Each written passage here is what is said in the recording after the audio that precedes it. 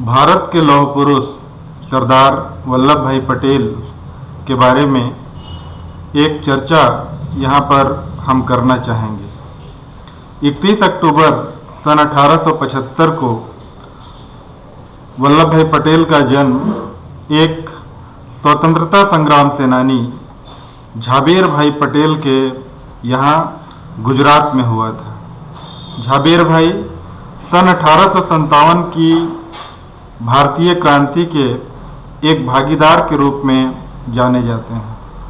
31 अक्टूबर के दिनांक को हमारे देश की सरकार ने राष्ट्रीय एकता दिवस के रूप में मनाने का संकल्प लिया है। परिवार की दशा अच्छी नहीं थी, इसलिए पटेल को मैट्रिक की परीक्षा पास करने में 22 वर्ष का समय लगा। हमें स्वामी विवेकानंद का एक कोटेशन याद आता है जिसमें उन्होंने ये कहा था, मुझे चाहिए लोहे के पुट्ठे और इस्पात की धमनियों वाले नौजवान जिनके भीतर का मन ठीक उसी तत्व से बना हो जिससे बिजली बनी होती है। लगता है उनकी इसी मांग के अनुरूप वल्लभ भाई पटेल का आविर्भाव इस धरती पर हुआ था। बचपन में उनको एक फोड़ा हो गया था और तत्कालीन समय की चिकित्सा व्यवस्था के अनुरूप वैद्य ने उनके माता पिता से कहा कि इस फोड़े को गर्म लोहे से जलाना पड़ेगा। माता पिता चिंतित हो गए, लेकिन बालक वल्लभ भाई बिल्कुल निर्भीक होकर आए और अपने हाथ के फोड़े को देखते देखते उन्होंने गर्म लोहे से जलवाया। इनकी इच्छा बैरिस्टर बनने की थी, लेकिन तत्कालीन समय में इनकी पारिवारिक परिस्थितियां अनुकूल नहीं थी, इसलिए ये मुख्तार बने और गोधरा से अपने करियर की इन्होंने शुरुआत की। अपने काम में ये इतने अधिक तल्लीन रहते थे कि बाहर क्या हो रहा है इसकी जानकारी इनको बाद में होती थी। एक अवसर पर अहमदाबाद में वे पैरवी के लिए गए हुए थे। उनके पास टेलीग्राम आया।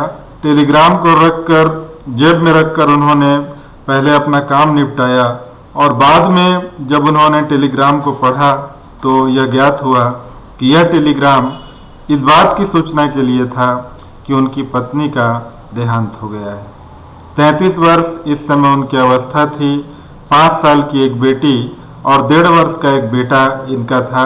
इसके बावजूद उन्होंने दूसरा विवाह नहीं किया और वे दृढ़ता पूर्वक अपने बच्चों का जहां एक ओर पालन पोषण किया, वहीं दूसरी ओर देश के स्वाधीनता आंदोलन में भी वे सक्रिय रहे। लंदन से इनको बैरिस्ट्री की पढ़ाई के लिए जब इनविटेशन मिला तो उसमें लिखा हुआ था विजय पटेल, यानी वल्लभ भाई झाबेर भाई पटेल।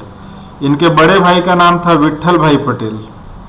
उन्होंने इच्छा व्यक्त की कि वे बैरिस्ट्री की पढ़ाई के लिए जाना चाहते हैं, तो स्वयं न जाकर उन्होंने अपने भाई को बैरिस्ट्री की पढ़ाई के लिए न केवल लंदन भेजा बल्कि वहां का खर्च भी इन्होंने उठाया और उनके भाई के आने के पश्चात ये दूसरी बार स्वयं लंदन गए और वहां से उन्होंने बैरिस्ट्री की परीक्षा को पास किया। 1913 में वे बैरिस्ट्री की परीक्षा को पास कर भारत लौटे और कालांतर में हम सब ऐसा जानते हैं कि 9 जनवरी सन 1915 को महात्मा गांधी दक्षिण अफ्रीका में सत्याग्रह का सफल प्रयोग करने के पश्चात भारत आए थे। एक बेगार मजदूरों के कार्यक्रम में उनकी मुलाकात महात्मा गांधी से हुई और गांधी जी जब भारत आए थे वह दौर एक ऐसा दौर था जब प्रथम विश्व युद्ध से दुनिया जूझ रही थी। महात्मा गांधी ने 1916 में अहमदाबाद के साबरमती नदी के किनारे आश्रम स्थापित किया और पीजेंट मूवमेंट में वे 1917 के बिहार के चंपारण सत्याग्रह से शामिल हुए। 1918 में गुजरात के खेड़ा में सूखा पड़ा था, वहाँ प्रोडक्शन कम हुआ था और उस समय के नियमानुसार जहां प्रोडक्शन 25% से कम होता था उस क्षेत्र को सूखा घोषित कर जाता था, किसानों से लगान नहीं लिया जाता था, लेकिन सरकार इस बात को मानने के लिए तैयार नहीं थी। वल्लभ भाई पटेल के नेतृत्व में महात्मा गांधी के संरक्षण में यहाँ के किसानों ने भी सत्याग्रह किया और बाद में सरकार को झुकना पड़ा। 1918 में प्रथम विश्व युद्ध की समाप्ति के पश्चात भारत के लोग इस आस में थे कि ब्रिटिश सरकार उनको कोई सौगात देगी, लेकिन ब्रिटिश सरकार ने सौगात क्या दिया? रॉलेट एक्ट का काला कानून, जिनके बारे में कहा जाता है बिना अपील, बिना दलील, बिना वकील। कालांतर में महात्मा गांधी ने जब 1920 में तिलक की मृत्यु के उपरांत 1 अगस्त सन 1920 को असहयोग आंदोलन का आगाज किया, तो उसमें वकीलों से अदालत का परित्याग करने की अपील की गई थी। अहमदाबाद में वल्लभ भाई पटेल ने वकालत का परित्याग किया। इस समय जब वे अहमदाबाद नगर पालिका से जुड़े हुए थे, उस समय उन्होंने विक्टोरिया मेमोरियल पार्क में तिलक की मूर्ति को स्थापित कराने का एक महत्वपूर्ण कार्य भी किया था। जब महात्मा गांधी ने 1922 में चौरी चौरा के हत्याकांड के कारण असहयोग आंदोलन को वापस ले लिया, तो कुछ नेताओं ने महात्मा गांधी की आलोचना की। इन आलोचकों में वल्लभ भाई पटेल भी शामिल थे। सन 1928 में बारदोली के किसानों के आंदोलन में वल्लभ भाई पटेल की प्रतिभा उभर कर सामने आई, जब उन्होंने 137 गांव के किसानों को जोड़ने का काम किया। कहा जाता है कि गांधी जी सत्याग्रह के अगर सूत्रधार थे तो पटेल उसके भाष्यकार थे। वहां पर टैक्स में इंक्रीजमेंट 30% का किया गया था और इस सत्याग्रह के बाद सरकार को झुकना पड़ा और उसे घटाकर 6% करना पड़ा। इसी अवसर पर बारदोली की महिलाओं ने इनको सरदार की उपाधि दी थी। सरदार मतलब नेतृत्वकर्ता, और उसके बाद से इनको सरदार वल्लभ भाई के नाम से गुजरात और देश में जाना जाने लगा। महात्मा गांधी ने 1930 में 12 मार्च को दांडी में नमक कानून की अवज्ञा के लिए एक मार्च निकाला। 12 मार्च से लेकर 6 अप्रैल 1930 तक दांडी मार्च चला और इसमें 385 किलोमीटर की यात्रा के पश्चात उन्होंने 6 अप्रैल को दांडी में नमक कानून की अवज्ञा की। गुजरात में इस सविनय अवज्ञा आंदोलन की जिम्मेदारी वल्लभ भाई को सौंपी गई थी। 1931 में कराची के कांग्रेस अधिवेशन में प्रेसिडेंट की भूमिका भी सरदार वल्लभ भाई पटेल ने निभाई थी, और यह अधिवेशन इसलिए महत्वपूर्ण हो गया था क्योंकि 23 मार्च सन 1931 को शहीद आजम भगत सिंह, राजगुरु और सुखदेव की शहादत के बाद देश का माहौल बेहद तनावपूर्ण हो चुका था। कांग्रेस में जो वामपंथी गुट था वह महात्मा गांधी का विरोध कर रहा था, इस बात को लेकर कि गांधी जी ने गांधी इरविन पैक्ट में भगत सिंह को बचाने का प्रयास और उनके साथियों को बचाने का प्रयास नहीं किया। लेकिन इस अधिवेशन में पटेल के निर्देशन में एक शोक प्रस्ताव पारित किया गया, जिसमें अंग्रेजों के कृत्य की आलोचना की गई, और इसी में यह तय हुआ था कि सेकेंड राउंड टेबल कॉन्फ्रेंस 1931 में कांग्रेस की ओर से महात्मा गांधी जाएंगे। Gandhi ji round table conference में गए, उनके साथ मालवीय जी, सरोजनी नायडू भी गए थे, लेकिन उन्हें कुछ वहां प्राप्त नहीं हुआ। वहां से निकलकर उन्होंने कहा था, मैं रोटी की तलाश में आया था लेकिन मुझे मिला कंकड़ और पत्थर। लंदन से वापस आकर 1932 से लेकर 1934 तक पुनः महात्मा गांधी ने सविनय अवज्ञा आंदोलन का संचालन किया, लेकिन 1934 में जब उन्होंने आंदोलन को वापस लिया तो फिर उनकी आलोचना हुई, और पटेल ने इस अवसर पर कहा था कि गांधी जी ने 13 साल के मेहनत पर पानी फेर दिया है। भारतीय राष्ट्रीय आंदोलन में हम ऐसा पाते हैं कि कालांतर में 1935 का भारत शासन अधिनियम लागू हुआ, पारित हुआ, पहले फिर लागू हुआ और इसमें प्रांतों को ऑटोनॉमी देने की बात हुई। इसी के मद्देनज़र 1937 में जब चुनाव हुए तो उसमें पार्लियामेंट्री बोर्ड के प्रेसिडेंट का दायित्व सरदार वल्लभ भाई पटेल को दिया गया और इनके निर्देशन में 11 में से 7 प्रांतों में कांग्रेस को विजयश्री मिली, 2 प्रांतों में मिलीजुली सरकार मिली। इस तरह भारतीयों को प्रतिनिधित्व का एक मौका मिला। लेकिन इसी दरमियान जब 1 सितंबर 1939 को हिटलर ने पोलैंड पर आक्रमण करके सेकेंड वर्ल्ड वॉर को शुरू किया तो इसमें ब्रिटिश सरकार ने ब्रिटिश भारत को भी इन्वॉल्व कर लिया। इसकी आलोचना हुई। इस निर्वाचित सरकार ने कहा कि बगैर हमारे परामर्श के ब्रिटिश भारत को वर्ल्ड वॉर में कैसे शामिल किया जा सकता है। कांग्रेस की इस सरकार ने 22 दिसंबर सन 1939 को त्याग पत्र दे दिया, जिससे मुक्ति दिवस के रूप में मुस्लिम लीग ने इस दिनांक को मनाया।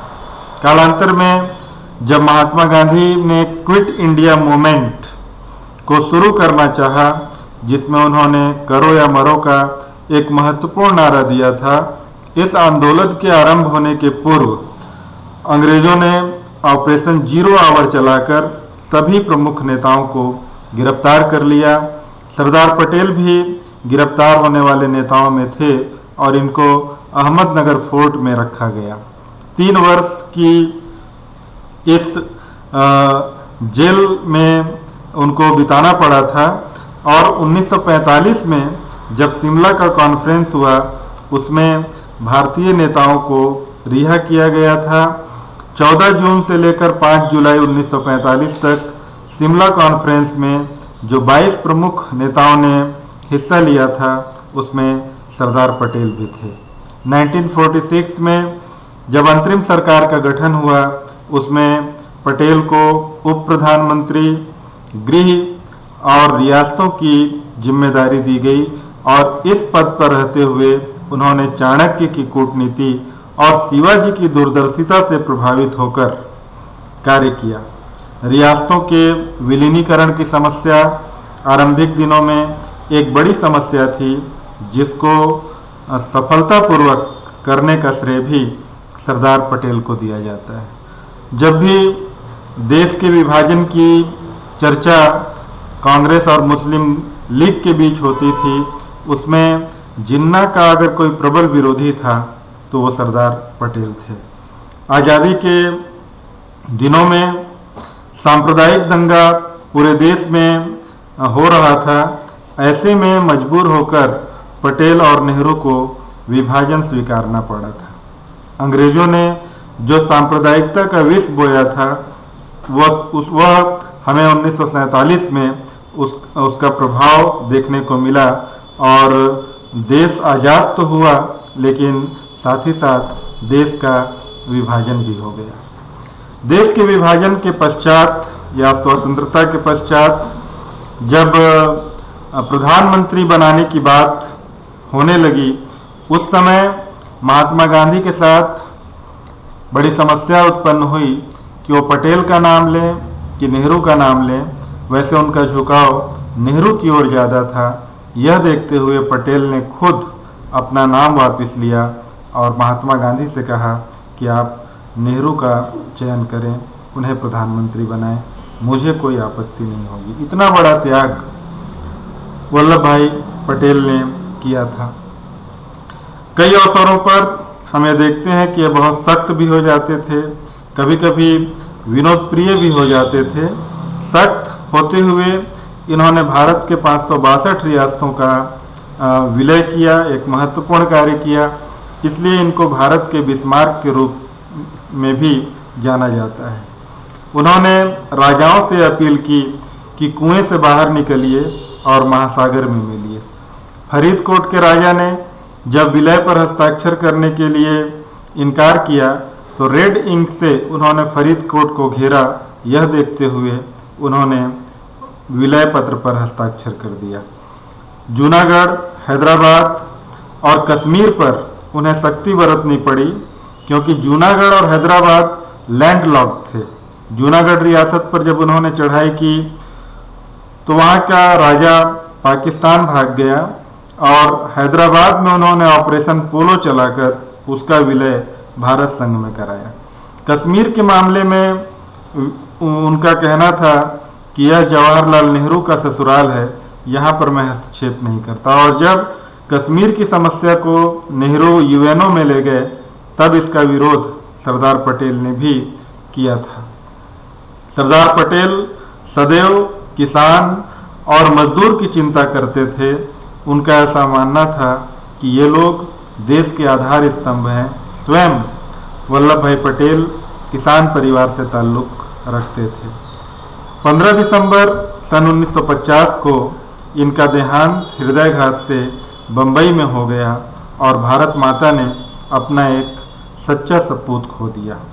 इनको हम हरीश चंद्र पालीवाल की इन पंक्तियों के साथ श्रद्धा सुमन अर्पित करते हैं। नैराश्य नद में डूबते निज राष्ट्र की नौआस हो, कोई अलौकिक शक्ति हो, अभिव्यक्ति हो, विश्वास हो, नवकाल की नव ज्योति हो, उत्कर्ष का आभास हो, मानो न मानो सत्य है तुम स्वयं में इतिहास हो, मानो न मानो सत्य है तुम स्वयं में इतिहास हो। Thank you very much.